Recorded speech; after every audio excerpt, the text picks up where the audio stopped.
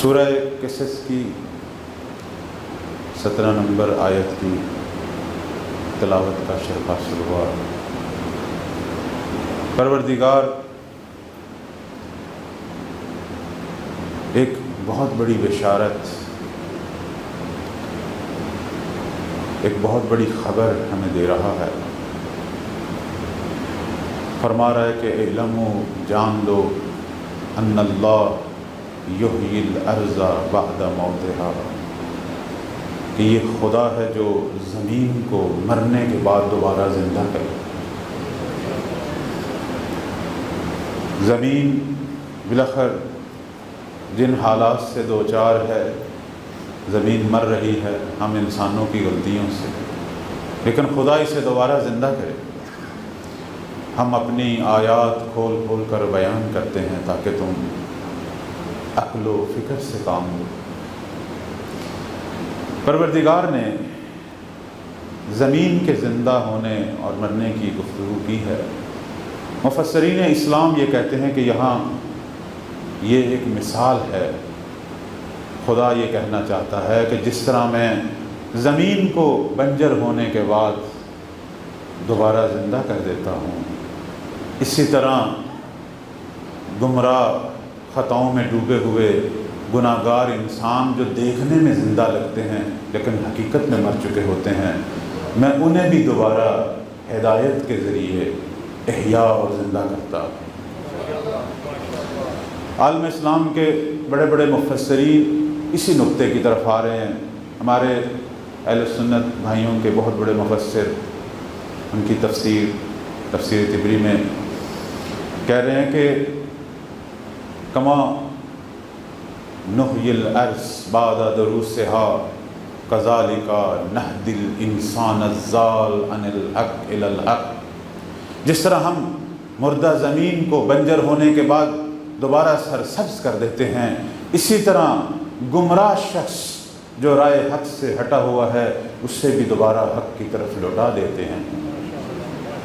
فرماتے ہیں وَنُسَدِّدُهُ، ایمان، اس کے ایمان کو محکم کرتے ہیں کہ ان یسیر مؤمنا بعد کفرہ، کہ وہ ناشکریوں کے بعد دوبارہ صاحب ایمان لوگوں کی صف میں شامل ہو جائے۔ یہ تو ان بھائیوں کی تفسیر ہے۔ اب ہم دیکھتے ہیں کہ صادق آل محمد صلوات اللہ علیہ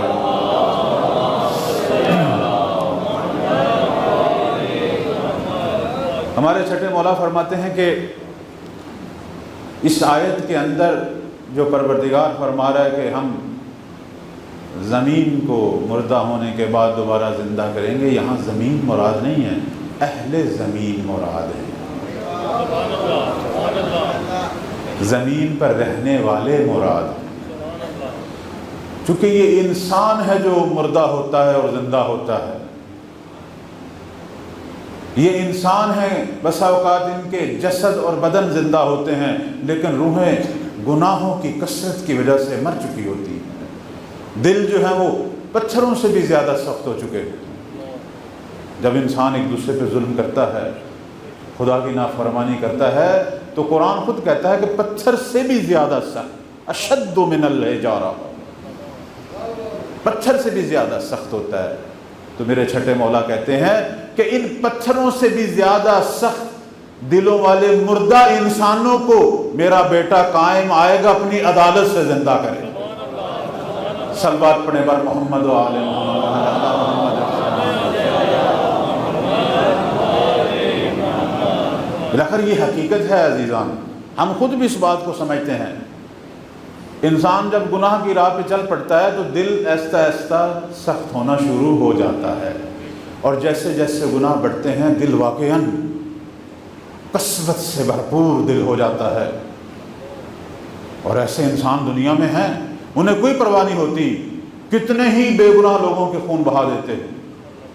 آپ نے تاریخ میں ان کی مثالیں نہیں سنی، حجاج کی مثال نہیں سنی، اتنے مومنین کا قتل عام وہ کرتا تھا۔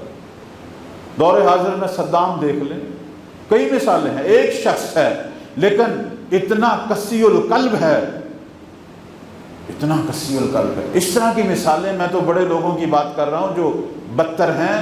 ہو سکتا ہے ایسے لوگ اپنے گھروں میں، ہمارے محلوں میں ہمارے خاندانوں میں، ہمارے ہمسایوں میں ہو بھی ہوں، کہ جو ایک دوسرے پر رحم نہیں کر رہے، جن کے دلوں میں خشوع خضوع خدا نہیں ہے، جن کے دلوں میں رحم نہیں ہے، 1 روپے کی بات ہو یا 1 کروڑ کی بات ہو، وہ کسی پہ رحم کرنے کے لیے تیار نہیں۔ ایسی مثالیں ہیں۔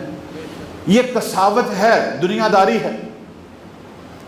تو ابھی یہ قساوت کیسے ختم ہوگی؟ ہمارے مفسرین عالم اسلام کے کہتے ہیں کہ اس قسم کے دلوں کو ٹوٹنا چاہیے۔ یُلَيِّنُ الْقُلُوبَ بَعْدَ قَسْوَتِهَا، اگر یہ دل زندہ کرنا چاہتے ہیں تو اس کو ایک ضرب لگنی چاہیے۔